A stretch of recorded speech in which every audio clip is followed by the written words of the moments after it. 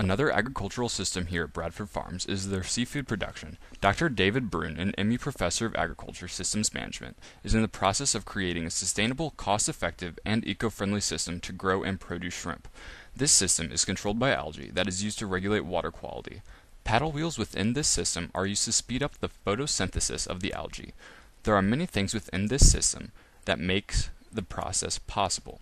Small brine shrimp have been introduced to the system as well to keep the algae under control. Brine shrimp are an important factor in the system as they not only help control algae, but also may, in the future, replace the fish meal, making the system more sustainable and less detrimental on our environment. Dr. Brune is looking to perfect this system as well as make it cost-effective for local farmers. If Dr. Brune can reach his final goal, we can begin to decrease our import of seafood as well as lessen our impact on the environment. You may expect to pay a little more per pound for seafood that is grown locally. However, this process would help lessen the overfishing of our oceans and reduce the amount of waste that enters our waterways through other popular means of harvesting seafood. Mr. Reinbott has more to say about this program. How many billion pounds of shrimp do people eat in the United States? 1.4. 1.4 billion pounds. 1.2 billion comes from shrimp farms in Asia. Only 0.2 billion pounds is caught in the wild.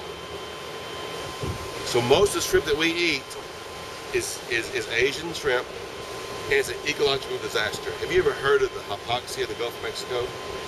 You know, where all the nutrient load from the Midwest, the fertilizers, go there and get this big algae bloom, and it kills the fish because there's no oxygen. Well, what's happening off the coast of Asia is 10 times worse than the Gulf of Mexico. Because you bring this ocean water in, then you have this huge nutrient manure load from the shrimp, and then it goes right back outside into the ocean. So this makes it really bad. Yeah. Plus, what they're feeding these shrimp are fish. So you're fishing the world's oceans, bringing the fish in, you're making pellets out of it, and you're feeding those to the shrimp. So you got a non-sustainable system. Yeah. Bad. What Dr. Brune's doing is, let's have a zero discharge system. Like you said a while ago, that's a complete cycle zero waste system. Let's have a zero discharge system where we have the Pacific saltwater shrimp. We've got an algae-based system. We've got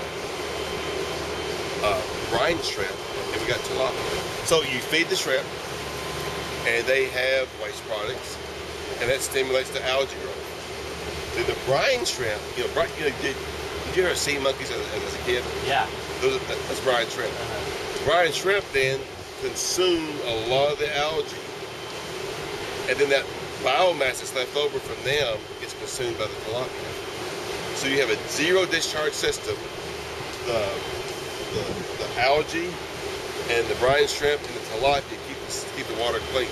This water is 2 years old. So what the sustainable thing to do is, what he wants to do, he's going to have more brine shrimp, is to grow the brine shrimp, have 14 tubs of them, one for each day, and that's what you feed the Pacific white shrimp. So you don't have to buy any food. Yeah, so you don't have to buy any food or anything. All you have to do is maybe put some sugars into the water to get it going, get everything going. Then once you get going, you're in good shape.